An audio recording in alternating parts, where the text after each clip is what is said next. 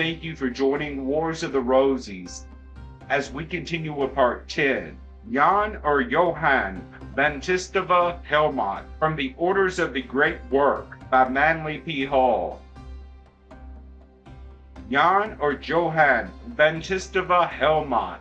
To the modern encyclopedists, the character of Jan Baptista van Helmont suggests he's a mild form of schizophrenia or dual personality. On the one hand, he was a progressive humanist, touched by the new order of learning cultivated by Francis Bacon, and on the other hand, he was a supernaturalist, a mystic, and alchemist, with a profound fondness for the cosmical and microcosmical speculations of Paracelsus. Under such conditions, it has seemed the wiser course to acknowledge that he was the first to distinguish gases from natural atmosphere, and to credit him with the invention of the word gas, suggested by the Greek chaos, to signify these tenuous substances.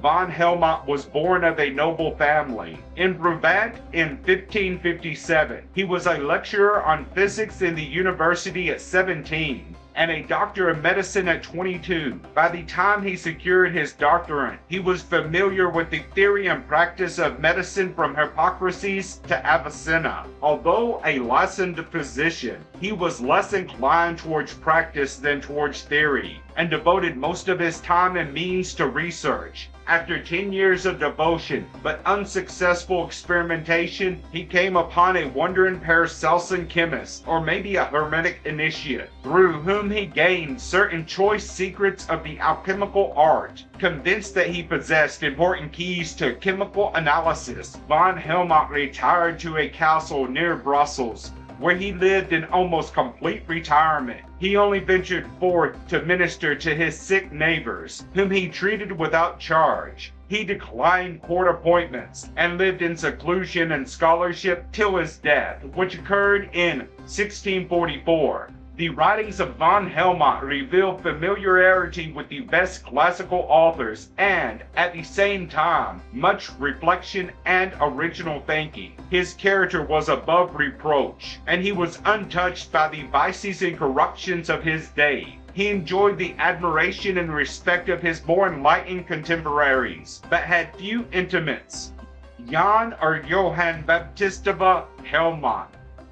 About 1609, Van Helmont married Margaret van Ranst, a woman of quality and wealth. Apparently, the marriage was successful and they remained devoted throughout life. As Van Helmont rejected and exposed certain follies of the Galileanist, his success in treating obscure ailments and his contributions to the literature of medicine soon aroused the animosity of both the church and the university. In 1621, he was incautious enough to publish a treatise on the curing of wounds by magnetism and sympathy. In this work, he opposed the conclusions of the Jesuit writer Johannes Ribetti, who insisted that these cures were the work of the devil. Naturally, Van Helmont was immediately suspected of heretical ideals. A recent biographer summarizes the situation, which developed thus. As a matter of fact, Van Helmont was the last man who could justly be accused of heresy. He was a pious and devout Catholic, and from a modern point of view is, indeed, open to criticism for having treated the dogmas of the Church with too great deference. Thus, in one place in his works, for instance, he refused to speak of an earthquake as a movement of the earth, because the Church taught that the earth was immovable. His enemies continued to press the charge of heresy and, supported by reactionary medical and theological leaders, succeeded in having Van Helmont arrested in 1634. The Holy Inquisition of Spain condemned certain propositions in his books. His manuscripts and papers were confiscated, and he was imprisoned in the convent of the Friars Minor. This was the least of the physician's misfortunes.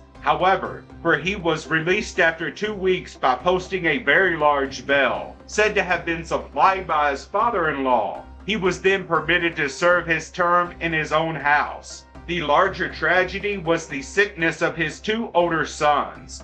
they were placed in the hospital at Vilvoorde with the promise that they would be treated with their father's remedies. Once the boys were in the hospital, however, the nuns refused to keep their word and treated their patients with the orthodox Galenical remedies, and as a consequence, both boys died. In his autobiographical notes, von Helmont acknowledged that he had met one of the alchemical adepts who had given him a small amount of the powder of projection. With this material, he transmuted 9 ounces of quicksilver into pure gold. In De Vita Aeterna, the physician commits himself completely to the alchemical tradition. I have seen and I have touched the philosopher's stone more than once. The color of it was like saffron in powder, but heavy and shining like pounded glass. He further states that he personally performed operations of transmutation many times, even in the presence of a large company. He acknowledged his acquaintance with a master artist who possessed enough of the red stone to make gold to the weight of 200,000 pounds. These references and many others have proved most annoying to those condemning the principles of alchemy. Von Helmont was a man of large learning, and it is impossible to dismiss his remarks as the boasting of an impostor. Although the references are veiled, we must also conclude that von Helmont possessed clairvoyant faculties. In his treatise, The Image of God, the physician describes one of his mystical experiences. He explains that after long contemplation, he chanced into a calm sleep beyond the limits of reason. After 13 years, he attained the Sabbath of tranquility. He beheld his own soul, or inner nature. There was a transcendent light in the figure of a man whose whole was homogeneous, actively discerning, a substance spiritual, crystalline, and lucent by its own native splendor. The light was so brilliant that it was difficult to discern anything within it except a cortex or shrine. Von Helmont evidently saw the magnetic field of the human body by what he called an intellectual vision in the mind, for he stated definitely that had the eye of the body beheld so resplendent an object, it would have been blinded. The physician described other visions, mostly symbolical, and indicated under appropriate figures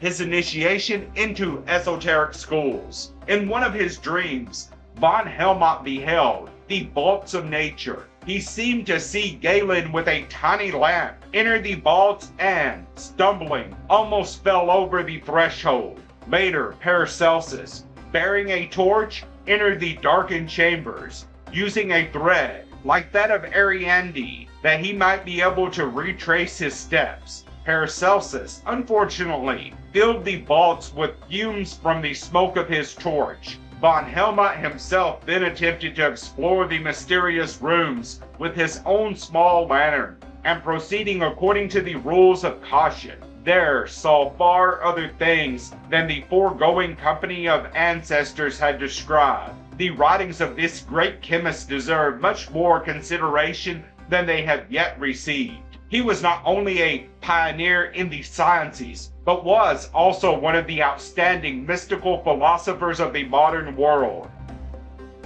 Thank you for watching, and please don't forget to share, like, subscribe, and comment.